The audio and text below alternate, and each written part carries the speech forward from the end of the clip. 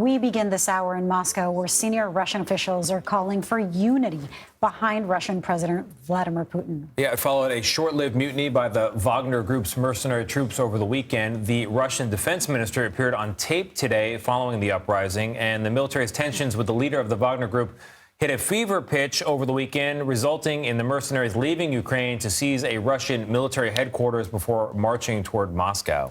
The Kremlin made a deal with the private army, giving them amnesty and safe haven in Belarus in order to prevent a potential crisis in Moscow. President Biden says the U.S. will continue giving Ukraine the support it needs, but did not orchestrate the situation. We made clear that we were not involved. We had nothing to do with it. This was part of a struggle within the Russian system. I also talked at length with President Zelensky of Ukraine. I'll be keeping in contact with him. I may be speaking to him later today, early tomorrow morning, to make sure we continue to remain on the same page. I told him that no matter what happened in Russia, let me say it again, no matter what happened in Russia, we, the United States, would continue to support Ukraine's defense and its sovereignty and its territorial integrity. CBS News reporter Mary Ilyushina joins us now from Riga, Latvia, to help explain. Mary, I was reading just a few moments ago that Prigozhin has offered his first remarks explaining the weekend's events and seems to be suggesting the march on Moscow was instead a kind of protest movement. Yeah, good afternoon. He said essentially that there was not a coup. He didn't want to overthrow the government, that he wanted to protest the sort of decision and the move by the defense ministry to force all Wagner fighters, which is his private army and his business, to sign with the regular army. So that would mean he would essentially have to cede control over this group that he spent years building. He said that Wagner commanders did not want to do that because, in their opinion, the Russian military, proven itself and performed really poorly in the war in Ukraine, and they did not want to be part of it because they regard themselves as sort of the most elite force that Russia has. And essentially, they decided to march on after Prigozhin claimed that the defense ministry or the regular army actually hit Wagner and killed some of his fighters. That's what he's claiming. The defense ministry has denied that.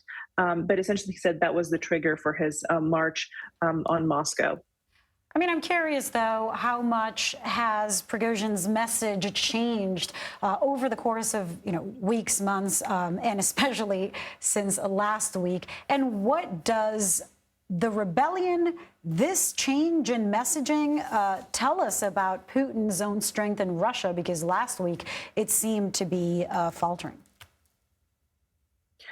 Well, Prigozhin has been saying for months that he sort of emerged as like a really unlikely truth teller for a lot of low-rank Russian soldiers, for mercenaries and convicts that he has hired to fight in the war in Ukraine, because he was saying very similar things to Western officials and Russian liberals that Russia is not performing that well in Ukraine. Although obviously there's a key difference. He was always pledging support and loyalty to Vladimir Putin and to the cause of the war in Ukraine. So he was very much a fervent supporter of that. But that kind of changed on Friday and Saturday when he, for the first time, kind of disagreed with Putin, said that he was misled into this war.